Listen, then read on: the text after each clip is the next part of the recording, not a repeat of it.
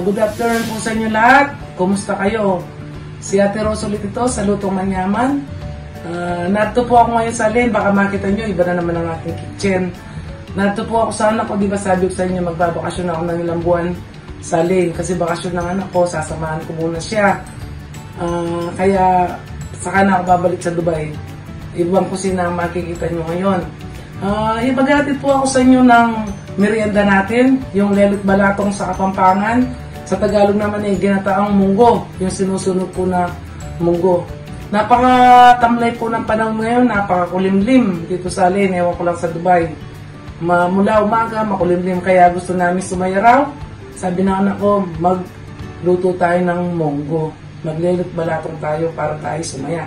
Kaya sasayo na tayo. Ito po yung ating gagamitin ngayon. Bigas na malagkit. Ito po yung ating malagkit na bigas.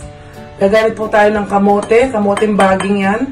Munggo po. Ito ang ating munggong susunogin. Ito ang pampalasa sa ating lelot balatong. At saka po yung ating gata. Magi po to. Magi coconut milk po siya. Powder. At saka po yung ating asukal na puti. Puti po nga gagamitin kasi magkukulay din itong ating munggo pag nasunog na siya. Ngayon po, mag-umpisa na tayo. Sasangag ko muna yung ating munggo. Kaya po natin ang ating munggo. Sasangag natin siya. Sasangag natin lang siya ng ganyan hanggang sa masunog siya. Pag brown na siya, itigilan na natin siya at ating dudurugin po. Yun ang masarap na parte ng ating munggo sa ating balatong.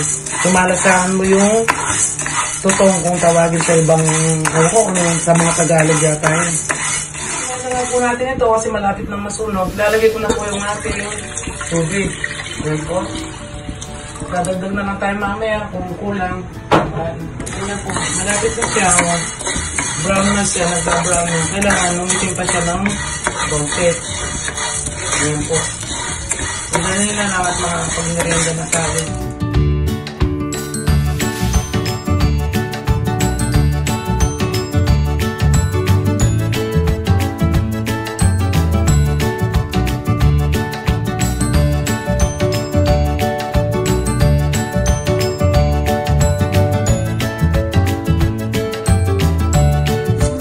Gaganyan yun siya para yung balat umiwalay.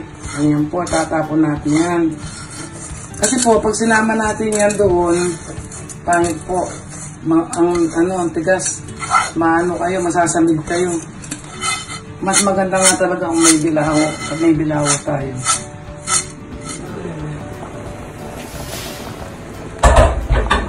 Nilagay ko na po yung bigas kanina, yung malakit natin. Ayun o, sinalang ko na siya.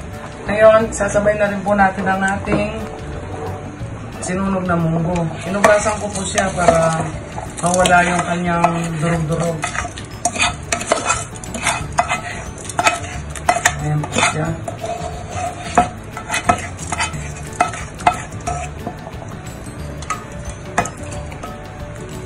Palalambatin po natin yan. Sabay na lalambat yan. Yung ating malagkit na bigas at saka po yung munggo. Ayan, mamaya na po yung gata. Ayan na po, lumakot na yung ating malagkit. Natuyo na siya. Lalagyan natin siya ng tubig para maluto siya. Pero ilalagay na rin natin ang ating kamote. Ayan, sakto-sakto na yan. Sa kanyang sakto-sakto na yan kasi naluto na ng konti yung ating bigas at saka yung ating munggo. Sabay lalabot na ng kamote. Ito po yung ating tubig. Baka po kulang pa yung tubig na yan dahil naman tayo ulit mamaya. Ito po yung ating gata. Powder po yung ginamit ko kasi rito, mahirap po yung niyog. Pumunti rin po ang gata nung makukuha.